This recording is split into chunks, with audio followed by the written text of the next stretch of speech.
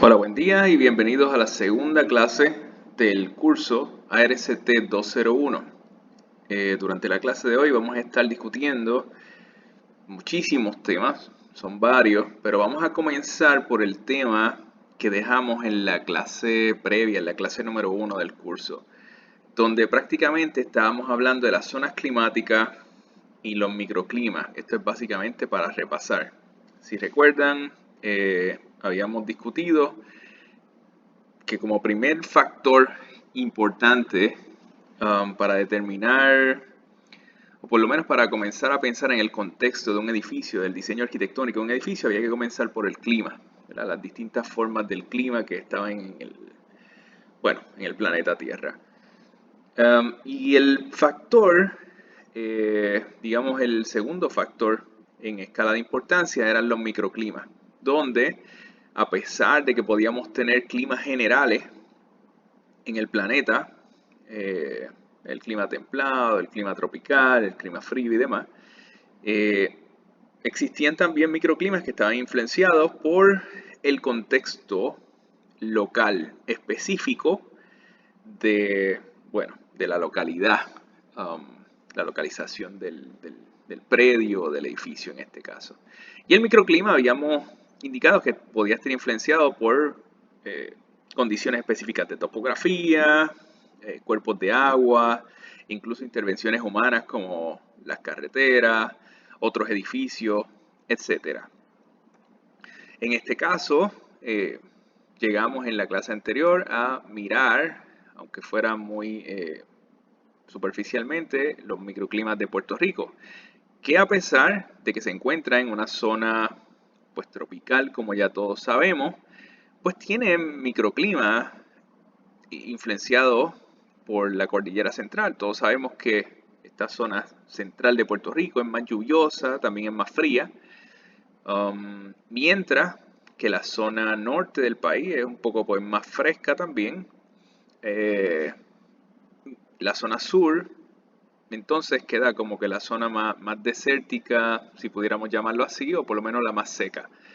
Y eso, pues, es un ejemplo claro de los microclimas en Puerto Rico, que a pesar de que estamos como que todos en la misma zona tropical y pensaríamos que todos estamos expuestos a las mismas condiciones climáticas, la realidad es que tenemos variaciones dentro de una isla, pues, relativamente pequeña.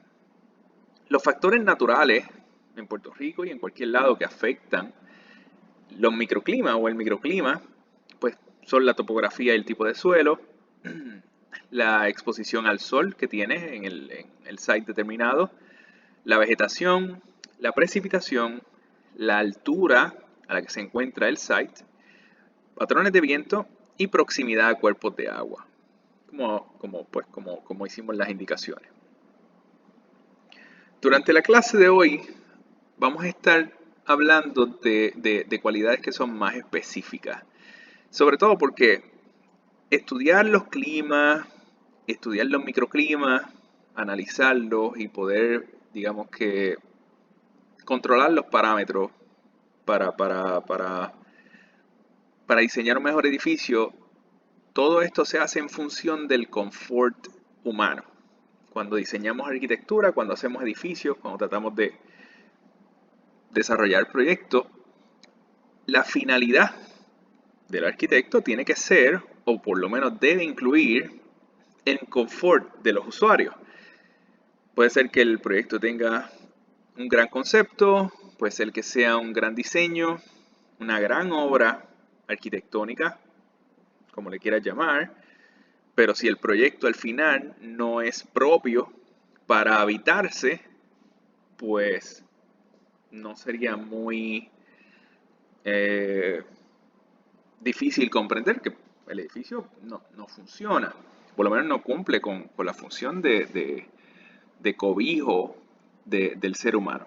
Así que el confort de las personas es sumamente importante y tiene que estar entre las motivaciones o los objetivos principales del arquitecto en el momento en que va a diseñar el proyecto o el edificio. El confort humano no es otra cosa que lograr que la persona que va a usar el edificio, que va a habitar el edificio, pues se sienta cómodo. Esté cómodo no solamente no solamente en el espacio, o sea, que esté ahí, o sea, cuando está parado nada más, sino que se sienta cómodo en base a la actividad que está realizando dentro del edificio y cómodo o sea, con relación incluso a la vestimenta que está usando dentro de ese edificio. Por ejemplo, y para adelantarle parte de la información, una persona que va a un gimnasio, que es un espacio, muchos de ellos son espacios cerrados, pues tiene un tipo de vestimenta y va a realizar un tipo de actividad diferente a una persona que va a una iglesia. Ambas personas se tienen que sentir cómodos dentro del espacio y el arquitecto tiene que tomar la previsión de diseñar ambos espacios para actividades y vestimentas distintas, pero para que ambas se sientan cómodas. ¿Okay? Así que vamos a discutir parámetros, factores y variables que influyen en esa toma de decisiones. Lo primero que vamos a estar hablando en el caso de la clase de hoy es sobre la transferencia de calor. Y vamos a ir uno por uno y lo vamos a explicar también en relación a la arquitectura. ¿Por qué la transferencia de calor? Bueno, realmente deben conocer, o sea, por la física, realmente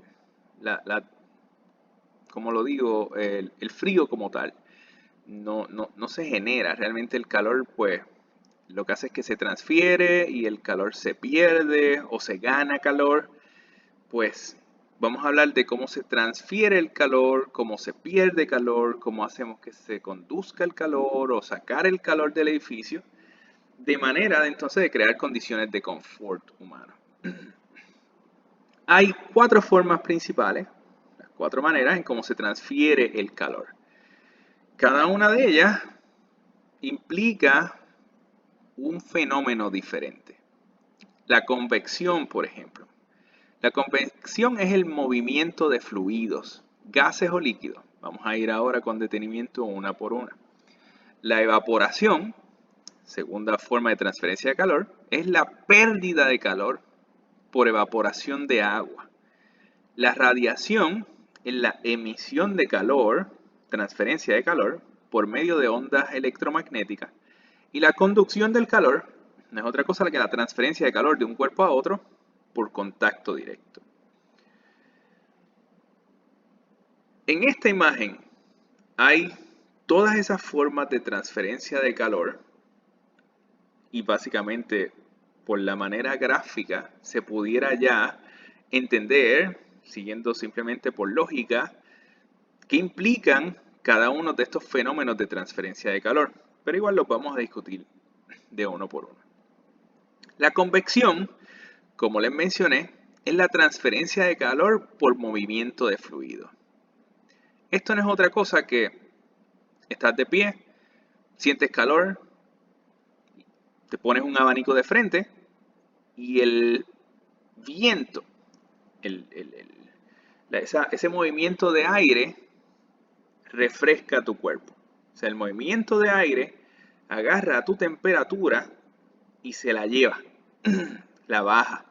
Lo mismo pasa si en lugar de estar frente a un abanico, pues te metes debajo de la ducha.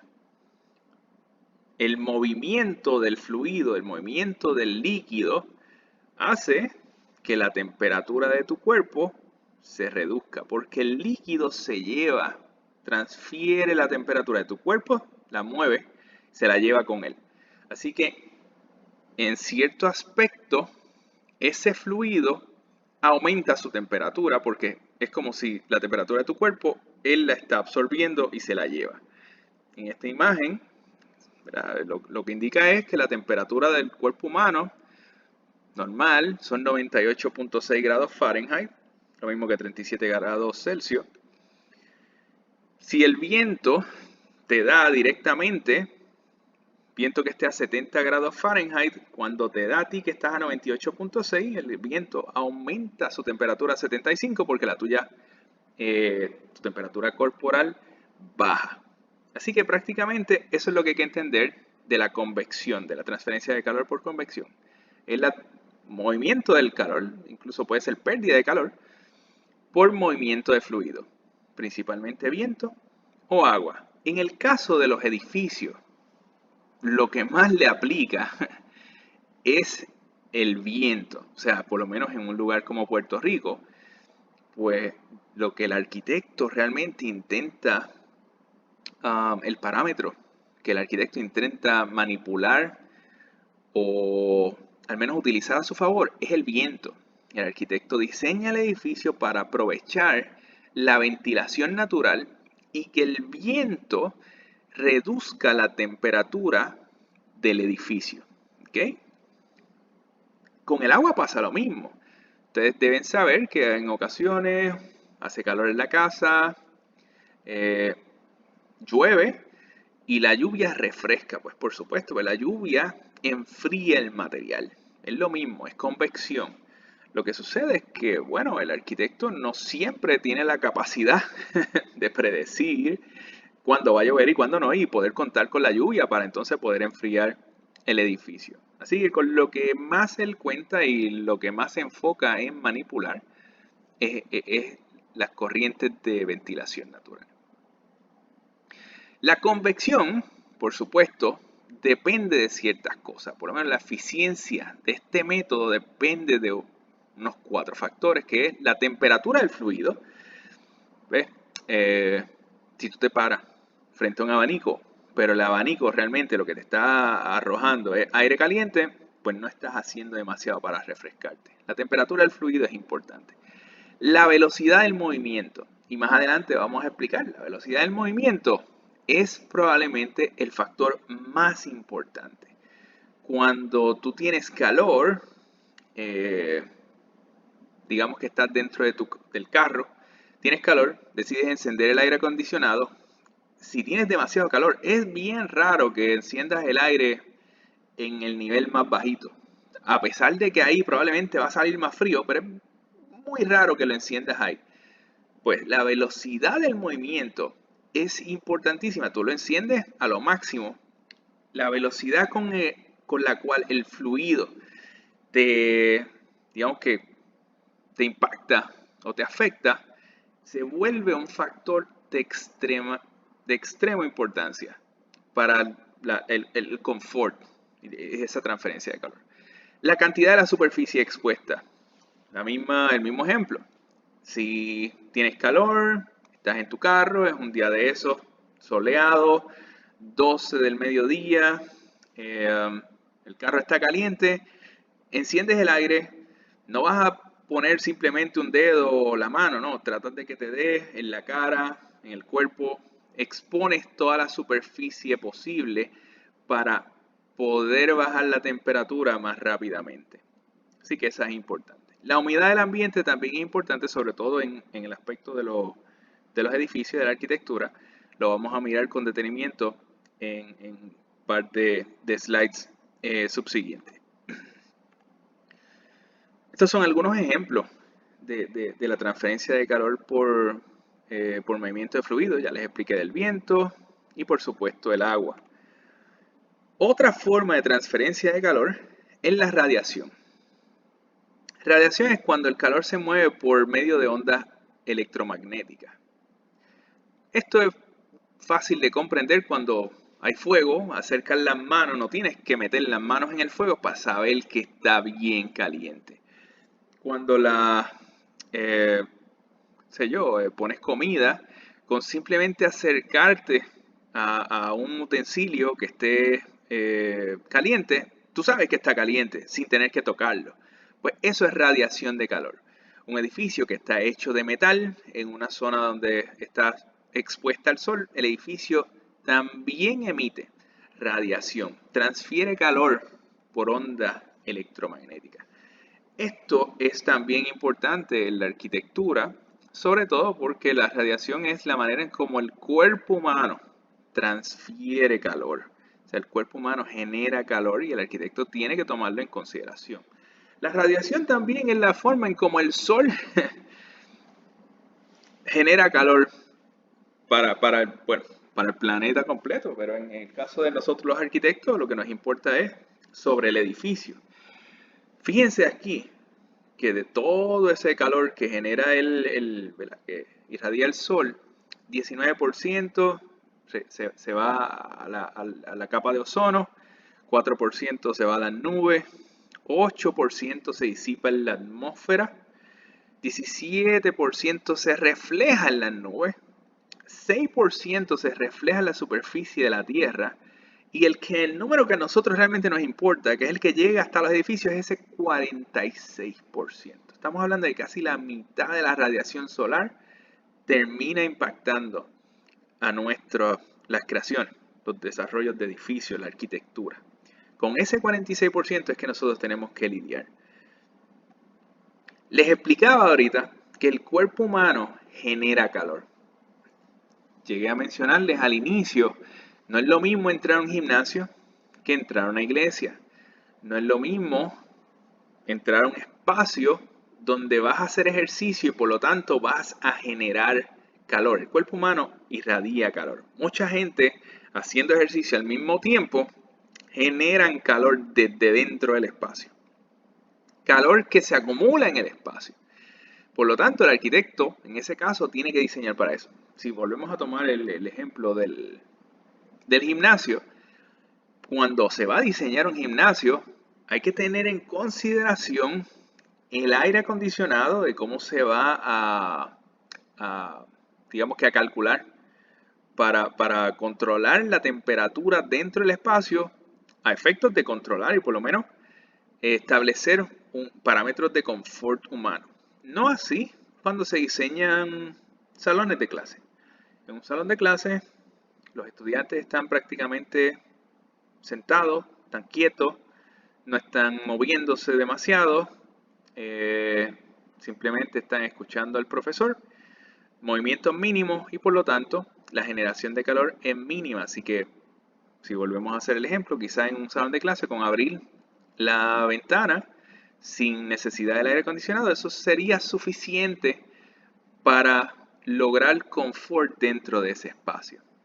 Esta tabla es una tabla bastante útil que te indica la cantidad, o sea, esto es el equivalente metabólico de cada tarea, pero esto es prácticamente lo que te dice, bueno, el factor de generación de calor dependiendo de la actividad humana que se está haciendo. Si estás durmiendo, estás prácticamente en 1, 1.9.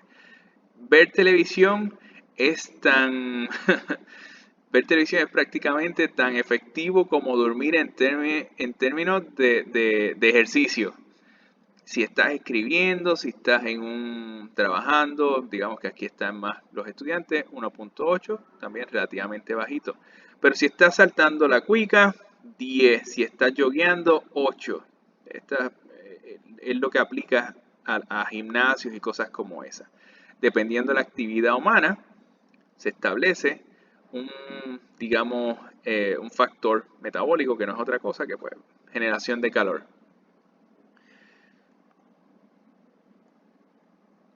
Otras cosas que generan calor, además de la actividad humana, el calor que se pueda generar por el efecto metabólico del cuerpo humano, son los equipos. Ahorita mencionaba el ejemplo del salón de clase. Pues seguro, en el salón de clase la mayoría estamos ahí quietos, estamos sentados, estamos realmente generando poco calor por el asunto metabólico. Sin embargo, dentro de los salones de clase hay proyectores, hay computadoras, hay equipos eléctricos. Todos esos equipos generan calor por radiación. Sucede la misma cosa. Cada equipo de eso genera calor por ondas electromagnéticas. Las computadoras, la iluminación artificial,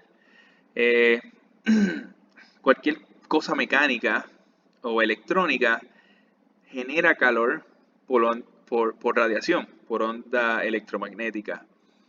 Otra cosa que es importante dentro de cualquier espacio, sobre todo aquellos espacios que tienen paredes, que comparten paredes con el exterior, es que hay radiación eh, que se genera por el sol. O sea, el sol afuera le pega a la pared se calienta y ese calor, una vez se conduce por todo el material, cuando está en el interior, se transfiere por radiación hasta las personas que están adentro. Eso el arquitecto también lo toma en consideración. ¿Dónde uno detiene ese calor? Por ejemplo, se detiene en la transferencia por conducción de los materiales. Una vez está dentro del edificio, bueno, pues simplemente ya se está transfiriendo por radiación hasta el cuerpo, sí, hasta las personas, los usuarios del edificio. El tercer modo de transferencia de calor es la conducción. Es este que les estoy mencionando. La conducción térmica requiere algún tipo de contacto físico, o sea, tiene que la superficie estar pegada, literalmente pegadas unas con otras. Cuando las superficies se separan y estando separadas se transfiere calor de una a la otra, eso es radiación, eso es lo que acabamos de explicar. Pero cuando la superficie está pegada, eso es conducción. Si la olla está en la estufa y está caliente y tú le pasas por el lado y la sentiste caliente, radiación. Si tú le pasas por el lado y la tocaste y te quemaste, conducción. ¿Okay? Conducción es cuando hay contacto físico con con la otra superficie que tenga una temperatura determinada. Por supuesto, la conducción también depende de la cualidad térmica del material. Eso lo que quiere decir es qué tipo de material es. No es lo mismo tocar un pedazo de madera que está, digamos que tú tienes un pedazo de madera de, no sé, 5 pies. Y tú agarras ese pedazo de madera por un extremo y lo metes en el fuego. No vas a sentir el calor, no vas a sentir que la mano se te está quemando hasta que el fuego no te alcance. Contrario a eso, si tú agarras un tubo de 5 pies, un tubo de metal, y lo expones, o sea, lo metes dentro del fuego, aún a 5 pies va a llegar el punto, de hecho en poco tiempo, donde tú vas a sentir que tu mano se está quemando, aun cuando el fuego no te está tocando directamente. La cualidad térmica del material, ¿qué tipo de material es? Afecta este factor de la conducción. El calor no se transfiere de la misma manera a través del gypsum board, no se transfiere de la misma manera a través del concreto, a través del metal, a través del fiberglass. Cada uno de esos materiales tienen cualidades térmicas distintas. El otro factor que afecta a la conducción es la superficie expuesta. Dependiendo cuánto de la superficie está expuesta a la fuente de calor, es que ese material absorbe, esa superficie en este caso, absorbe más o menos calor. El espesor de la sección del material es importante. Ese asunto lo que tiene que ver es que a medida de que la sección o digamos que el grosor del material es mayor, pues el material tiene mayor capacidad de absorber calor. La manera más fácil de entender esto es el concreto. El concreto armado absorbe calor, de hecho absorbe bastante calor. Si esa sección de concreto, digamos que la pared de concreto es de 1 pulgada, pues entonces la capacidad que tiene de absorber calor es relativamente poca. Absorbe calor y libera calor hacia el otro lado en forma de radiación. Pero si la sección digamos, el espesor de la pared de concreto es de 4 o 6 pulgadas, se tarda mucho en conducir el calor hasta el interior, pero absorbe mucho calor. O sea, eso significa que a pesar de que se va a tardar, una vez empieza a liberar el calor en el interior del edificio por radiación, va a tardar mucho más en liberar todo ese calor porque absorbió mucho. Así que el espesor de la sección del material, que no es otra cosa que el grosor, tiene mucho que ver con el efecto de la conducción. Para nosotros los arquitectos, esto es una pesadilla si no se aprende a controlar bien.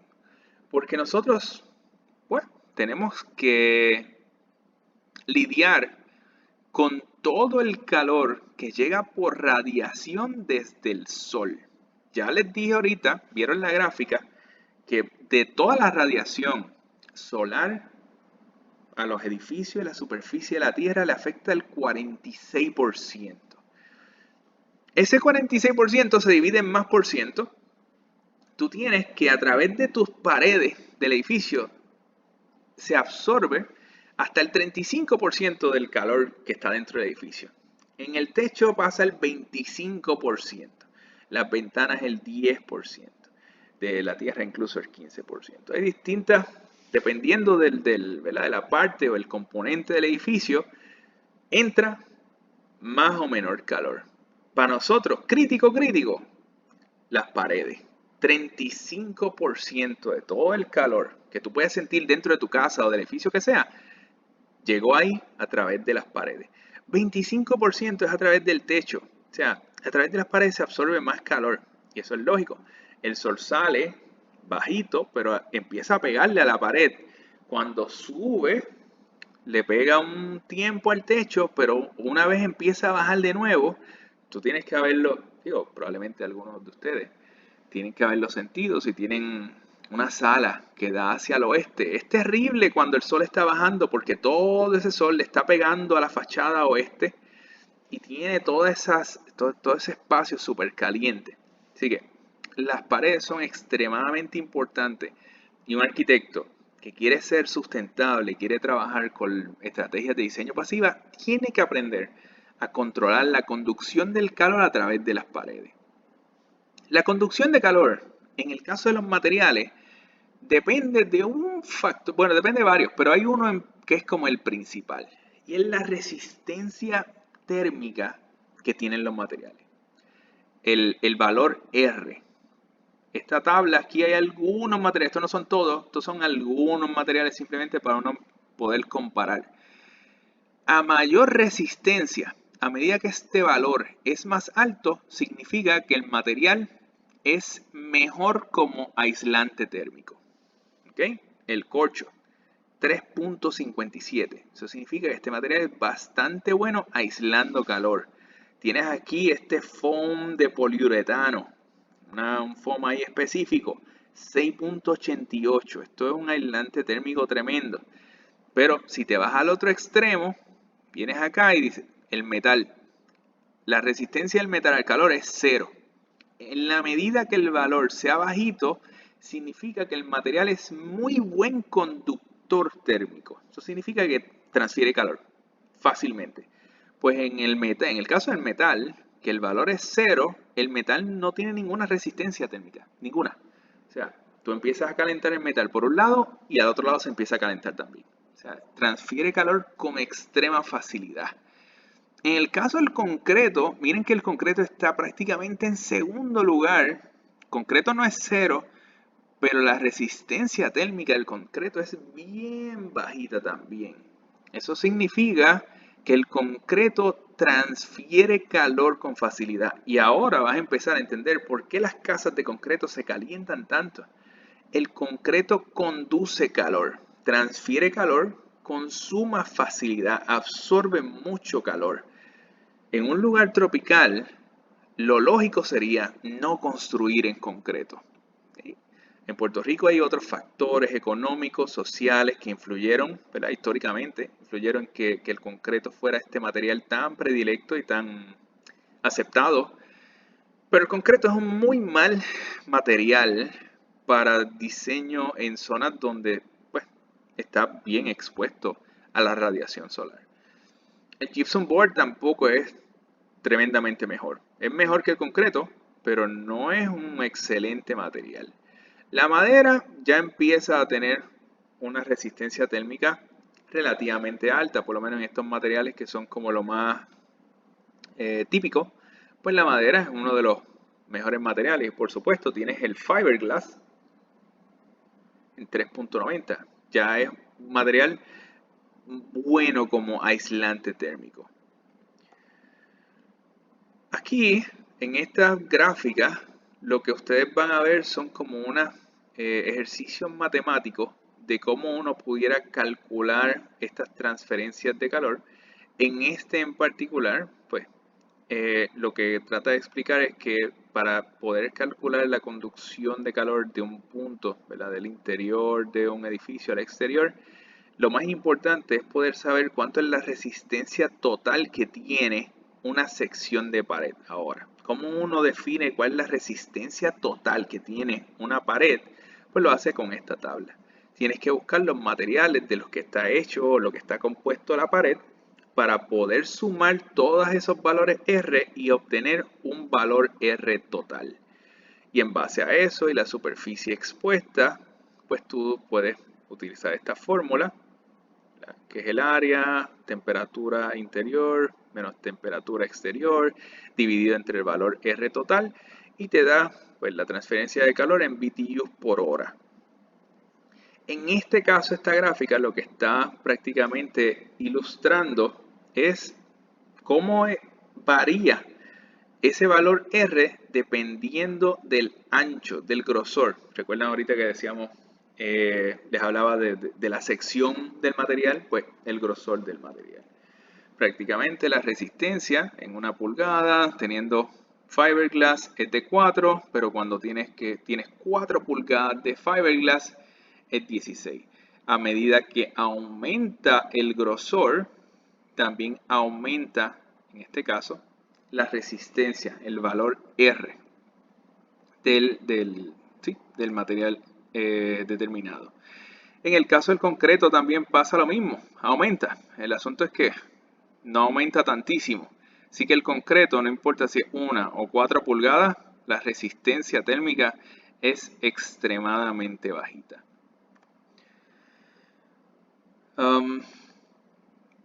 Esto es básicamente una ilustración para tratar de explicar el concepto como tal de los materiales. En el caso del fiberglass, pues un buen aislante térmico. En este caso, pues tiene mucha resistencia. Tú sabes que si tienes una nevera de esta, la llenas de hielo, pues tú no sientes necesariamente la nevera fría por fuera ni nada, porque pues, como tiene muy buena resistencia térmica y conserva en la temperatura. Esta es la parte donde que digamos que nos interesa realmente a nosotros. En el caso de Puerto Rico, pues es bastante más fácil que esto que yo les voy a explicar ahora. Porque en el caso de Puerto Rico las paredes no están hechas así. Puerto Rico, como ustedes ya sabrán, la mayor parte de las paredes son de concreto armado completo. O sea, esta sección sería una sección de concreto puro y ya sin ningún tipo de superficie distinta ni nada como eso. O sea, aquí ustedes observan los edificios están hechos de concreto, empañetados de concreto y pintados sobre el concreto. Así que la resistencia que eso pueda sumar es muy bajita. En el caso de Estados Unidos, pues las paredes se hacen distintas. Tienen como superficies de madera, tienen gypsum board, tienen fiberglass, tienen una serie de materiales que componen la sección de la pared y ayudan a esa sumatoria de valores de resistencia térmica. Este sería como se debería hacer. Por lo menos esto es pues, una ilustración para que vean cómo se supone que un arquitecto calcula cómo bajaría la temperatura en base a los diferentes pues, materiales con los que él diseña la pared. Lo ideal sería que en Puerto Rico y en cualquier lugar esto se hiciera.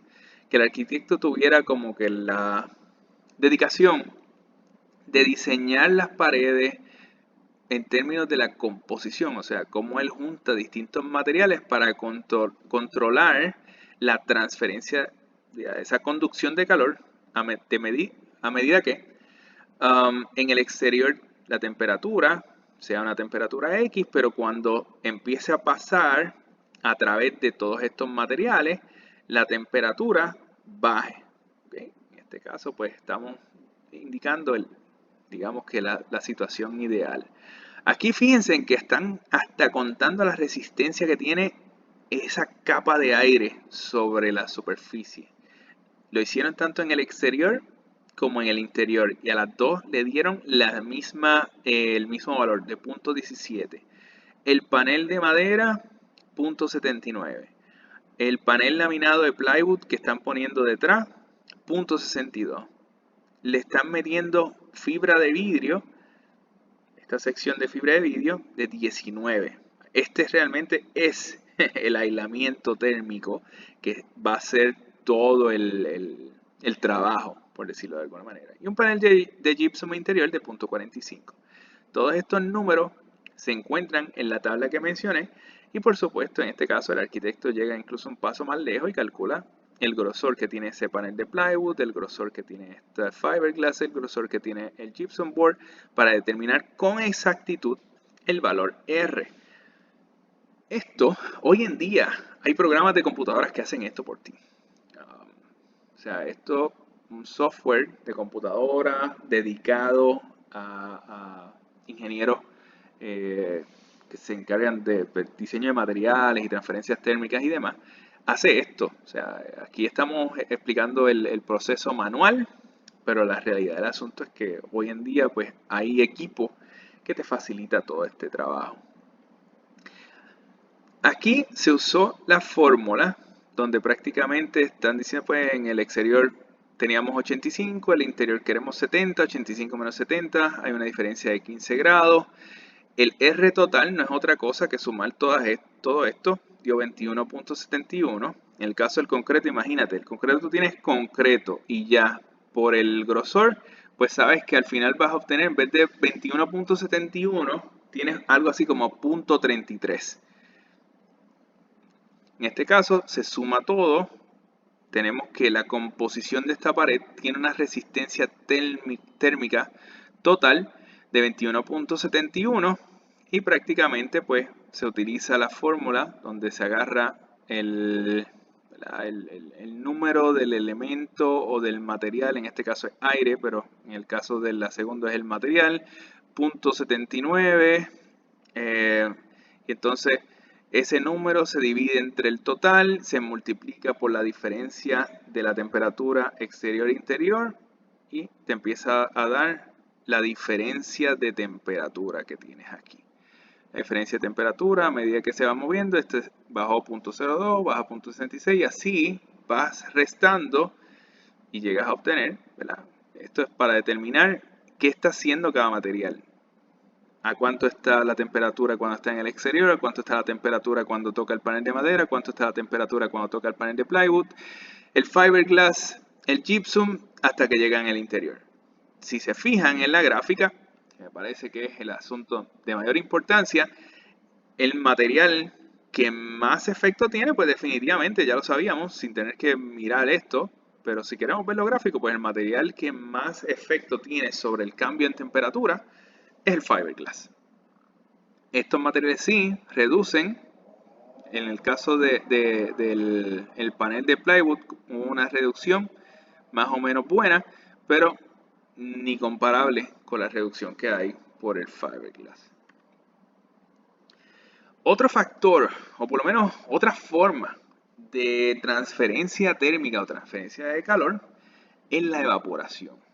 Y ya hablamos de que la evaporación, esto es como lógico, pero la definición es que es un proceso físico que consiste en la conversión de un líquido a un gas. Sudor. Cuando el ser humano suda, está sufriendo este proceso de transferencia térmica. Cuando haces ejercicio, tu temperatura corporal aumenta debido al metabolismo y el cuerpo humano reacciona de forma natural sudando. Y el sudor es pues para reducir la temperatura. Es como un mecanismo automático para reducir la temperatura del cuerpo humano. La evaporación está directa, el fenómeno de la evaporación está directamente relacionado a la humedad relativa. Y la humedad relativa es una variable importante para el arquitecto determinar el confort humano. ¿Okay? El psicrómetro, este es el instrumento que se usaba antes, bueno, todavía se usará, pero digamos que este es el instrumento que prácticamente medía la humedad relativa en el aire. Lo hacía a través del bulbo seco, el bulbo mojado, pero hoy Vamos a hablar de la definición y vamos a usar la tabla psicométrica para poder determinar el confort humano en base a la humedad relativa y vamos a utilizar también la temperatura. La humedad relativa no es otra cosa, la definición es que es la cantidad de agua que está concentrada en el aire. ¿Okay? Una medida de la cantidad de agua en el aire comparada con la cantidad de agua que el aire puede sostener a cierta temperatura. Cantidad de agua en el aire, punto. El aire caliente puede sostener más agua que el aire frío. Ese dato es importante para aquí, para Puerto Rico. Vamos a pasar esto y vamos a ir directo a esta tabla que yo creo que es la tabla importante y que a nosotros nos interesa. Esta tabla prácticamente te está estableciendo una relación entre la temperatura y la humedad relativa. A medida que la humedad relativa sube y la temperatura también sube, cuando aumentan las dos a la vez, empiezas a encontrar los entornos más difíciles. ¿Por qué esta tabla es importante? Porque la temperatura y la humedad relativa cambian con los microclimas, cambian con el clima. En los climas tropicales, lamentablemente tú tienes temperaturas altas y humedad relativa alta. Tienes las dos cosas malas. En los climas que son, vamos a poner de ejemplo Las Vegas, o si viajan al norte de México también pasa. Allá tú tienes la condición que la temperatura es bien alta, pero bien alta. Puede ser más alta que en Puerto Rico. Pero sucede que en esos lugares la humedad relativa es bien bajita. O sea, el aire casi no tiene agua. Así que como la humedad relativa es bajita, tú puedes encontrar incluso zonas de bienestar. Aunque tú tengas temperatura alta, pero humedad relativa bajita, tú estás ahí y te sientes bien. No estás sudando. En cambio, en Puerto Rico, la temperatura ni siquiera tiene que ser tan alta. Puede ser una temperatura más o menos normal, pero como la humedad relativa es tan alta, empiezas a encontrar entornos que son como incómodos. Esa es la idea de que te vistes para el trabajo porque en el trabajo te pidieron que tienes que ir con tu uniforme, pero tuviste que dejar el carro, qué sé yo, a 5 minutos de tu trabajo. Tuviste que estacionarlo a 5 minutos de trabajo y tienes que caminar a las 12 del mediodía. Llegas al trabajo súper incómodo, todo sudado. Ese es el problema. Puerto Rico, humedad relativa alta, temperatura ni siquiera tiene que ser tan alta. Y el problema es que eso genera una situación que no es el confort que está buscando el arquitecto en un edificio. Esta tabla, en la tabla psicométrica, es igual, yo creo que esta es más importante que la tabla anterior. Porque en esta tabla te hace no solamente la comparación de la temperatura con la humedad relativa, la relación de los dos factores, sino que además de eso van a notar que también con esta tabla tú puedes obtener estrategias de diseño pasivo y mecánico también, lo vamos a ver en la próxima clase, pero obtienes estrategias de diseño para hacer que tu edificio entre en zonas de confort. Cuando uno va a leer esta tabla, digamos para nosotros, lo que más nos interesa leer es la temperatura y en este caso es humedad relativa. Estos son los dos números que nosotros realmente leemos. En base a esos dos números nosotros determinamos dónde cae esa zona y qué hay que hacer para alcanzar el confort. Vamos a tomar por ejemplo San Juan. San Juan tiene en 10 años, esto es un dato que está público, tuvo temperaturas que son promedio entre 87 y 75 grados Fahrenheit. Así que tú vas a la tabla, 75, más o menos marcas 87, y basado en la temperatura, sombreas toda esta zona. ¿Okay? Esto es el promedio. Fíjate que no busqué una temperatura específica. No es como que, mira, hoy estuvo 80, déjame marcar esta raya. No, así no es como se hace. Tienes que marcar zonas. Aquí hay que encontrar cuál es el promedio, cómo varía, cuál es la temperatura más bajita, cuál es la temperatura más alta, y marcas la zona completa. Y haces lo mismo con la humedad relativa. En San Juan, la humedad relativa, estos números de acá, nota que van a estar dados en %. Dice, bueno, la humedad relativa en San Juan promedia entre 79% y 65%. En este caso te está haciendo como que específico, te está diciendo 79% en las mañanas, 65% en las tardes. La tabla no no hace señalamiento si es por la mañana o por la tarde, así que eso no importa. Lo que importa es cuál es el máximo, cuál es el mínimo. Así que tú tienes, marca, en base a estos números que van dando la curva por acá, 79 es casi 80, 65 a mitad, y tienes esta curvita por acá. Esto hay que dibujarlo bien para que te salga, sobre todo si se hace a mano. Entonces, tú tienes esta zona aquí donde se cruzan estos dos parámetros que acabas de marcar. Tienes como una zona donde se intersecan las dos. Esa zona es donde se encuentra el clima, digamos, o los factores de clima en San Juan. Así que tú tienes que San Juan prácticamente, en base a esos dos factores, simplemente con que ventiles naturalmente, aquí te dice, con que tú ventiles el edificio naturalmente, vas a lograr una zona de confort. La tabla es buena porque esta tabla viene con su leyenda, que es esto que ustedes ven acá. La leyenda implica que si tu edificio cayó, no el edificio, vamos a poner que el site que te dieron para diseñar tu edificio cayó aquí, con ventilación natural, llegas a zona de confort. Si cayó aquí, pues entonces con que uses esta estrategia de que esto es enfriamiento por densidad de masa, llegas a zona de confort. Si caíste por acá, lo que necesitas es calentar. Simplemente con poner que entre la radiación solar, llenas a zona de confort. Esta tabla te da distintas, este es el enfriamiento evaporativo, te da distintas estrategias de diseño en el edificio, de un diseño arquitectónico, para tú alcanzar la zona de confort. Ahora tú, profesor, ¿qué pasa si yo caigo aquí? Pues no tienes que hacer nada.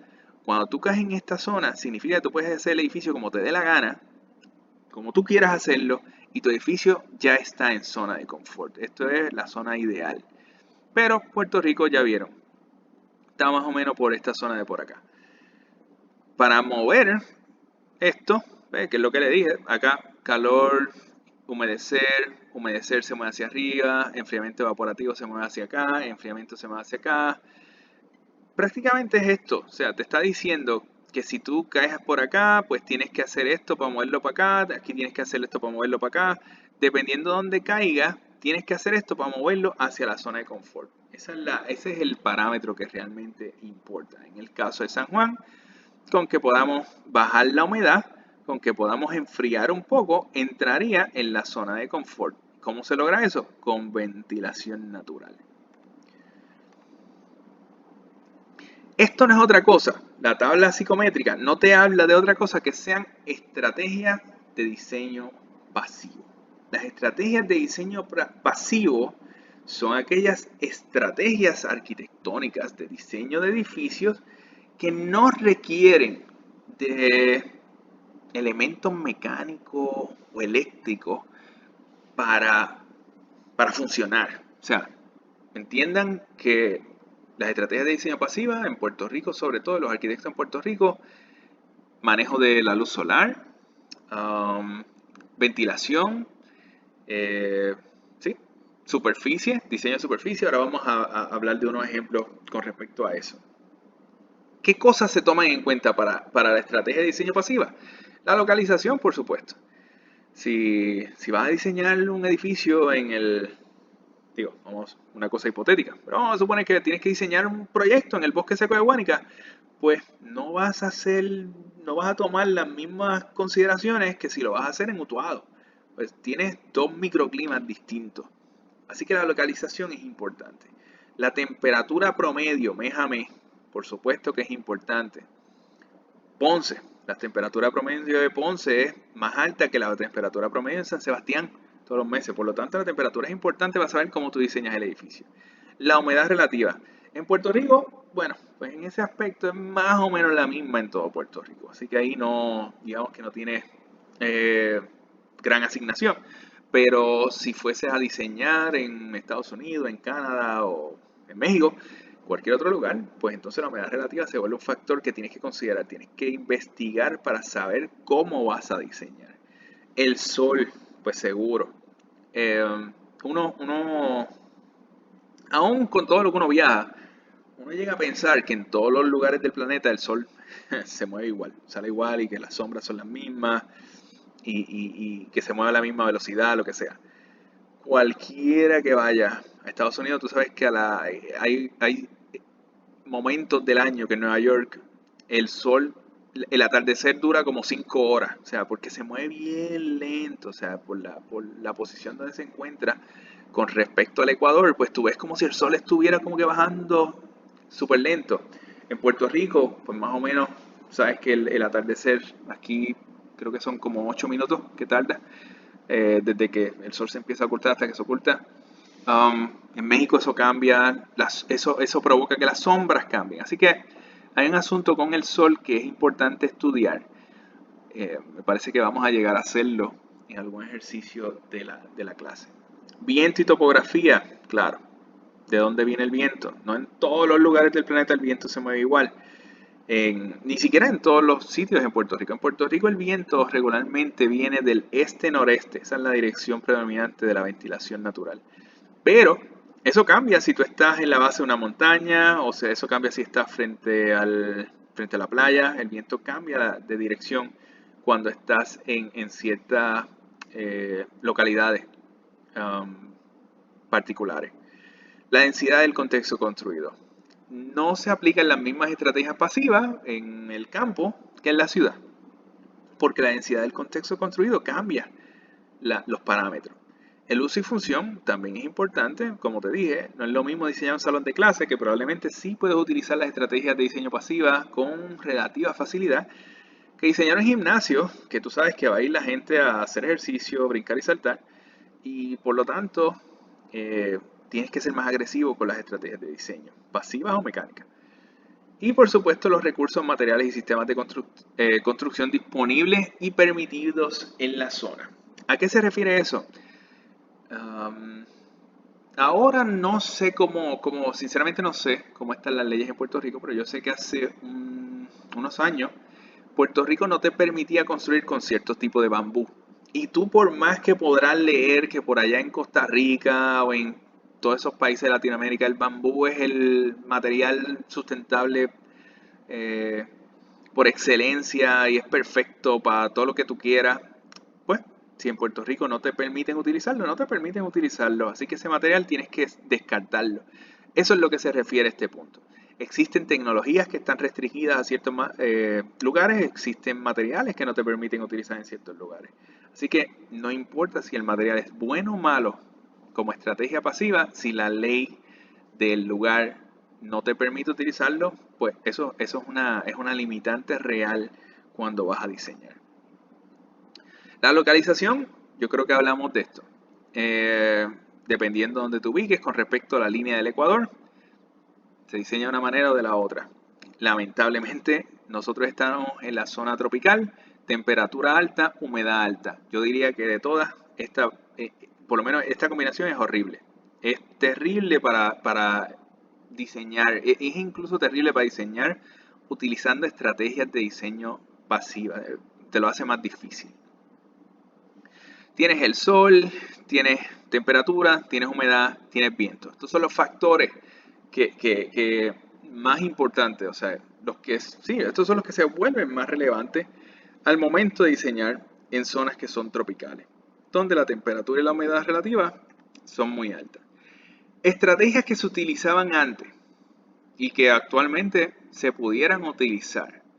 Ventilación cruzada, aberturas en los techos, inclinación en los techos, insulación en techos y paredes, se levanta el piso. Ahora vamos a ver cómo eso afecta el confort en el interior.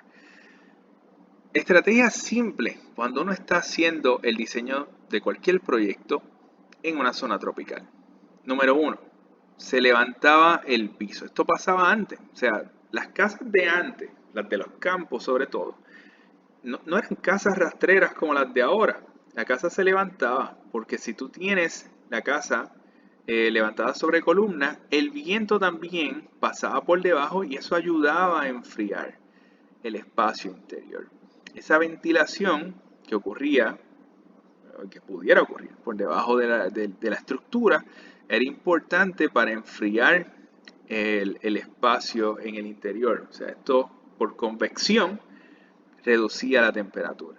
Los techos inclinados para manejar también el agua y que el agua por convección igualmente se llevara el calor del techo, que es importante que se lleve. No sé si saben, el aire frío es más pesado, así que el aire frío baja, el aire caliente es más liviano, el aire caliente sube, así que el calor cuando se transfiere por las paredes, el sol le da por radiación, la pared conduce todo ese calor hasta el interior. En el interior el calor no se mueve así, como la flechita, el calor empieza a subir, se acumula en el techo.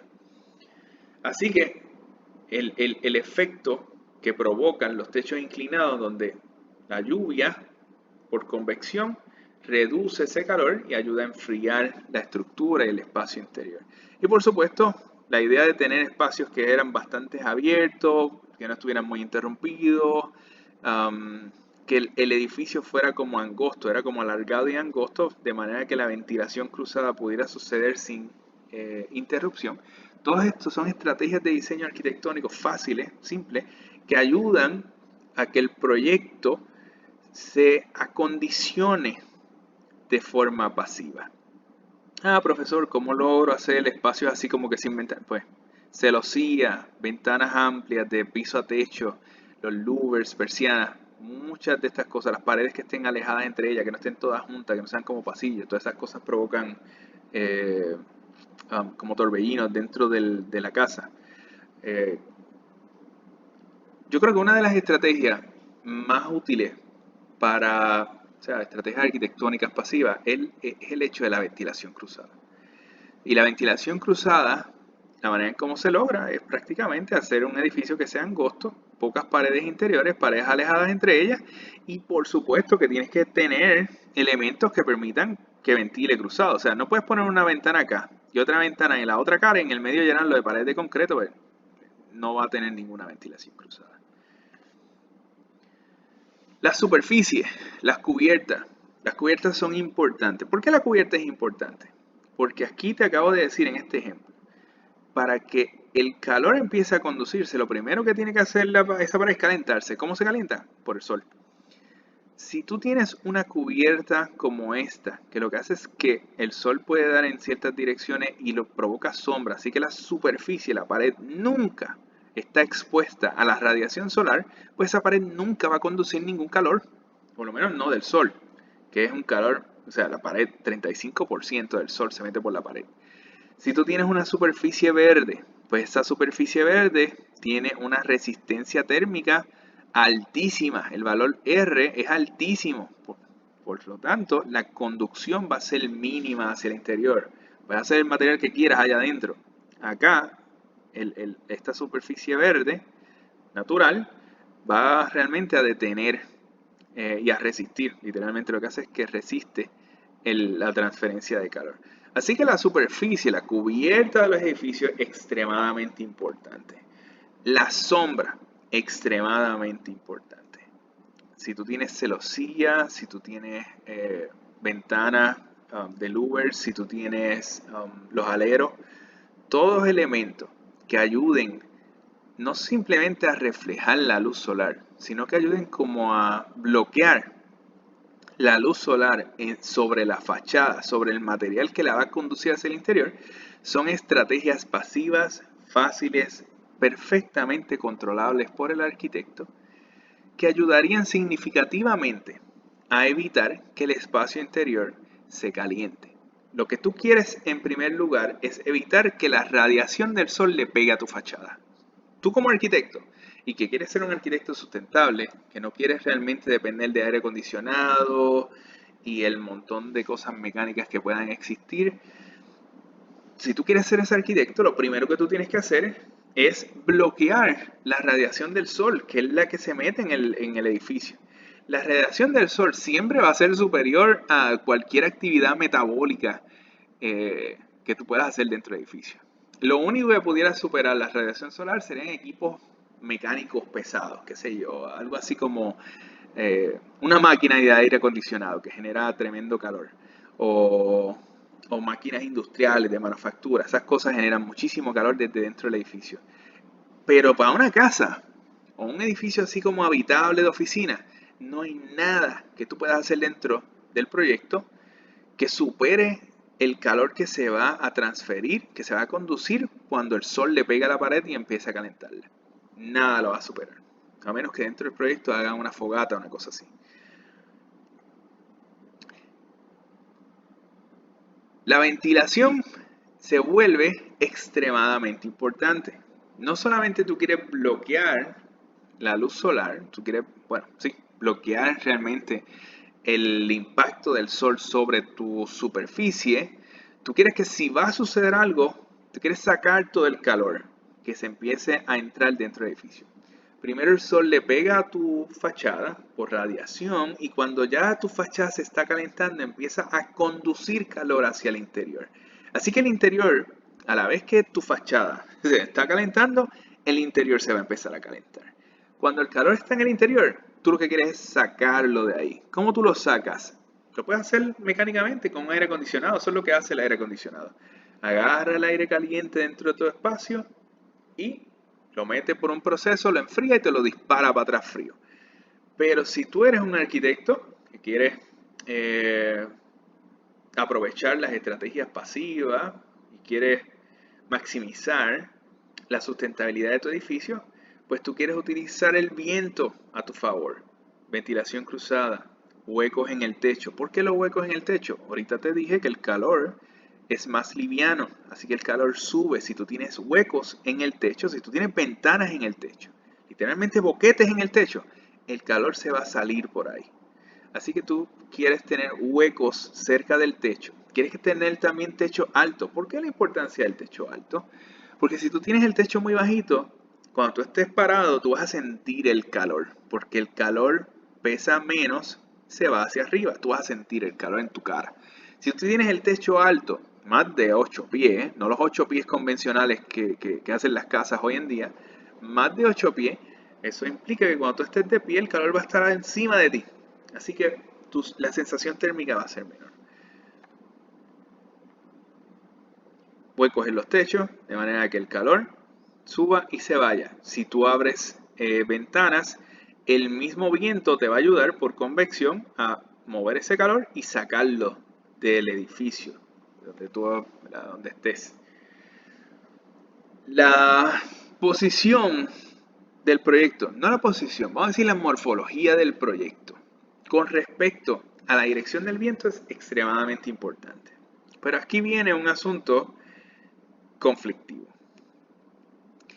Si tú ves esta gráfica es particular, pues claro, te está hablando de edificios que son alargados, te está hablando de edificios que son angostos, pero los está ubicando como en zigzag, de manera que el viento los cruza con facilidad y tú tienes ventilación cruzada ideal en tu proyecto.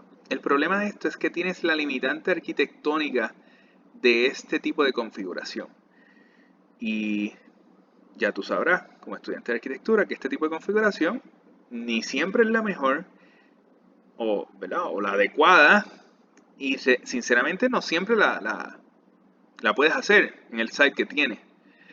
Así que esto digamos que es más para que lo tengan como concepto en su mente, pero sabiendo que esto tiene ciertas limitantes, muchas limitantes, dependiendo del site, el contexto y demás. Algo que sí evita este proyecto es la sombra del viento. La sombra es esto. Sombra es cuando el viento le da, pero como que se mueve alrededor, porque tú sabes que si tú te paras aquí no vas a sentir nada de viento. El viento da, choca y se mueve como que alrededor y por acá vuelve y aparece. A esto se le llama sombra de viento. Y esto, así como lo ven aquí, pasa dentro de los edificios. Ahora vamos a ver algunas ilustraciones de eso. Otra vez, aquí tú tienes la configuración ideal. Tú dices, bueno, pues no quiero que pase esto. Aquí de momento este edificio, cero viento, porque este se lo bloqueó completo y el viento vuelve a juntarse por acá. Y este edificio, cero viento. Tú dices, yo no quiero que esto me pase. Yo voy a hacer esto. Esto tiene problemas de planificación. Hay ciertas limitantes con respecto a esta configuración que un arquitecto y un estudiante de arquitectura tienen que tomar en consideración antes de proponer cosas como esta. Se los menciono porque sucede con frecuencia que estamos en la clase, entendemos el, el concepto de la sombra del viento y con la mejor intención queremos resolverlo y queremos ir a defender un proyecto así en un jurado de diseño, pero te encuentras con el problema que esto tiene un montón de problemas adicionales que no tienen nada que ver con el viento. Y a veces entonces mejor, tú sabes, tener el proyecto así y ahorrarte el resto de los problemas porque este se resuelve de manera mecánica. Así que es una situación de cómo tú consigues un efecto como este sin tener que necesariamente sacrificar pues los otros aspectos del diseño o la planificación. Sombra de viento. El viento le pega al proyecto, el viento como que se abre, no atraviesa el proyecto, se mueve con cierta con cierto forma característica alrededor del proyecto. Esto que ven aquí es presión negativa, esto significa que succiona lo que haya por aquí y vuelve y se junta más al frente. Esto es en planta, así es como se ve en sección. La misma situación, el viento choca, presión positiva, se mueve por encima del proyecto, presión negativa, presión negativa. La presión positiva lo que significa es que el viento empuja. La presión negativa lo que significa es que el viento ala. Esa es la situación. El viento empuja por donde pega, ala por donde sale. Este fenómeno, a pesar de que tú digas, bueno, chévere, yo lo que quiero siempre es presión positiva. A veces la presión negativa es útil también. Tú quieres que cuando el viento pasa por encima del techo de tu casa, si tu casa tiene un hueco o una chimenea, tú quieres que el calor lo ale y se lo lleve, sin necesariamente empujarlo desde adentro. Así que el fenómeno de la presión negativa es importante. En la próxima clase vamos a ver cómo funciona esto de la presión negativa, por lo menos cómo lo hacen funcionar en otros países, como en Arabia, en lugares que son bien desérticos. ¿Qué pasa en el interior del proyecto? Dependiendo de la posición de la ventana, cambia el flujo del viento dentro de tu diseño. Si la ventana es grande y la ventana de salida es pequeña, el viento se mueve de una manera. Todo esto que ves acá está en sombra de viento. Eso significa que no le está dando ningún viento. Si la ventana es pequeña, si la ventana es grande cuando el viento sale, tienes toda esta zona en sombra. No le da ningún tipo de viento. Si la ventana está en un extremo, la otra ventana de salida está en el otro extremo y ahí separándolo un tipo de pasillo, sabes que por aquí el viento no tiene nada que ir, no va a ir, no va a pasar, tú te paras aquí, no vas a sentir nada de viento, el viento entra, se mueve, crea el torbellino este y vuelve y sale. Esta sería como una de las configuraciones en planta, y nota que hago énfasis en el aspecto de en planta, que funciona mejor, donde el viento entra por un punto y en el punto contrario, al lado contrario, en el extremo contrario, el viento sale y en este caso crea como un tipo de torbellino por la distancia que hay entre estas dos paredes. Estos son parámetros arquitectónicos que se ven tremendos en la planta, pero cambian también con respecto a la sección. Algo importante de esto es que hay aplicaciones gratis ya para los iPads, para los celulares y demás que te hacen este ejercicio visualmente y inmediatamente. Tú puedes agarrar, de hecho hay una aplicación para los iPads que tú agarras tu planta en PDF, la pones en la aplicación y le indicas de dónde va a mover, ¿verdad? La dirección del viento y la velocidad que quieres y él te grafica, te hace como una animación de cómo se movería el viento dependiendo de las ventanas que hayas puesto y, ¿verdad?, las ventanas que le indiques al programa. Sombra de viento. Esta tabla no la vamos a explicar, pero esta tabla básicamente lo que indica es, dependiendo de la altura, el ancho del proyecto y la configuración, o sea, la forma que tiene el edificio, la sombra de viento a veces menor, a veces mayor, a veces todavía mucho mayor, a veces vuelve a ser menor, o sea, va cambiando, se va alterando. Esto sí, pudiera servir al arquitecto como una guía. Tú puedes decir, bueno, yo voy a hacer un edificio en 2 aguas de 45, quiero que el largo sea de tal así y que la altura sea 2 veces el largo. Bueno, pues entonces aquí tú puedes indicar cuál de esos sería como que el que tiene menor sombra. Pero más allá de eso, no es tan fácil utilizar. Es mucho más fácil hoy en día meter estas cosas a software que están dedicados, programas de computadora ya dedicados y que hacen este ejercicio extremadamente fácil y rápido. Para efectos de nosotros, más allá de saber la posición de la ventana, tenemos que saber que todo lo que está en el contexto afecta la dirección y afecta la velocidad del viento y cómo se mueve a través de nuestro proyecto.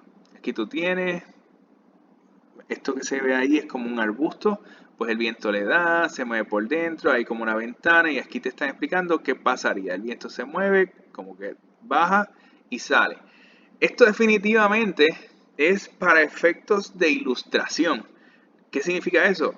Esto pudiera variar. Esto es una sección e igual que las plantas, hay muchas cosas que pudieran estar dentro del proyecto que hacen que esto cambie. ¿Cómo qué? Como los muebles, la fornitura que puedas poner ahí dentro. Así que no solamente depende del espacio y del árbol. Aquí te estamos dando una ilustración general de qué pasaría la arquitectura si tuviera vegetación alrededor, dependiendo de la forma, el tamaño, la configuración de esa vegetación, cómo más o menos se proyecta que se va a mover la corriente de viento. Aquí están alejando el arbusto, más o menos el viento hace exactamente lo mismo. Aquí lo alejan todavía más, simplemente entra como una corriente de viento mayor, arriba se queda en sombra. Y hay como unas esquinitas aquí, se queda en sombra. ¿Cómo eso cambia? Pues le pones árboles. Los árboles, como digo, cambian la dirección del viento. No sé ni cómo llamarlo, o sea, crean como ondas de viento. Pues por lo tanto, como afecta la dirección, empieza a cubrir más área. En este caso está ilustrando cómo genera incluso presiones negativas que ayudan a la ventilación interior, por lo menos ayudan a la sensación de ventilación interior. A medida que alejas el árbol, parecería que la ventilación cubre más espacio, más zona de la sección. Así que aquí hay como varias configuraciones. Esto es la posición, esto es una planta, el árbol, la pared natural, el árbol versus la pared natural bajita, el árbol versus la pared natural, el viento en la otra dirección. O sea, esto es como, son muchas configuraciones que te permiten a ti más o menos ver cómo sería, en términos generales, cómo se movería el viento dependiendo cómo tú ubicas tus ventanas en sección y en planta. O lo puedes hacer, como yo te mencioné, con básicamente utilizando un programa. Vamos a suponer que tú dices, no tengo el dinero, no tengo el tiempo, quiero simplemente verlo. Hay libros enteros que ayudan, o sea, que tienen muchos diagramas de esto y te dan el montón de parámetros. Y tú simplemente lo que haces es que escoges uno. Digamos que tú miras todos estos parámetros y dices, mira, yo quiero que ventile así, que sea mucha ventilación y que casi no haya sombra. Pues entonces voy a poner un árbol de tal tamaño, voy a poner una pared vegetal de tal tamaño y la voy a posicionar en esta dirección del viento. Y entonces me voy a asegurar, o por lo menos tengo altas probabilidades de que el viento se va a comportar de esta manera. Hay libros que tienen muchas configuraciones. Hay uno que se llama Arquitectura Biotropical, del doctor Pedro Muñiz. Hay otra que se llama Fresco Gratis, del doctor Fernando Abruña. También está La Casa Ausente, del doctor Fernando Abruña. Hay varios libros que están disponibles en el mercado que, si no se dedican a eso, tienen como que buenas secciones de muchos parámetros y configuración de posición de ventanas y vegetación que te servirían para escoger y acercarte de manera certera a un modelo de ventilación efectivo. ¿Okay? Vamos a ponerlo así. Otra estrategia de diseño pasiva, además del viento, la sombra. La manera en cómo se espacios abiertos, aleros que son como que sobresalgan lo suficiente. El alero es importante no solamente para el sol, también para la lluvia. Hay muchas de estas estrategias que antes se utilizaban más, hoy ya no se usan tanto. O sea, por el hecho de que si hacer un espacio así, pues son pies cuadrados que suman costo a los edificios, pero no dejan de ser estrategias de diseño muy efectivas para trabajar en la ambientación y el confort humano de forma pasiva, sin la necesidad del aire acondicionado y demás. Estos son espacios de galería, están muy abiertos, paredes bien separadas, tienen celosía o elementos de cerramiento que permiten la ventilación cruzada. La sombra, esto tiene que ver con los aleros, la manera en cómo se refleja la luz en el interior del edificio. Esto es algo que el arquitecto puede controlar, esto es algo que el arquitecto tiene todo el poder del mundo para manipular la luz cenital, la luz que se refleja y la luz directa que viene del sol. Dependiendo, fíjate, aquí lo que estamos viendo, estos son plantas, estas que están arriba, estos son secciones, estas que están en el medio, y esto básicamente es la carta solar. Entonces, cuánta luz solar, cuánta sombra le afecta al proyecto dependiendo de la configuración que se diseñe. Esto realmente no lo vamos a mirar con tanto detenimiento como se hacía antes, y la única razón por la que no lo vamos a hacer es porque hoy en día tú metes el proyecto a SketchUp o a 3Studio o a cualquier programa y esto básicamente ya caducó. Pero esto antes, cuando yo estudiaba, por lo menos se utilizaba. Analizábamos la sección de una pared, analizábamos la planta de los aleros y en base a esta suma de estas dos cosas calculábamos la carta solar y sabíamos por cuánto tiempo y a qué hora específicamente el sol le iba a pegar a la ventana. Como digo, esto ya no se hace porque en SketchUp si ves que tú simplemente manejas el horario, puedes manejar el mes, sabes si entra luz en algún punto y simplemente pues alas el alero y resuelto el problema.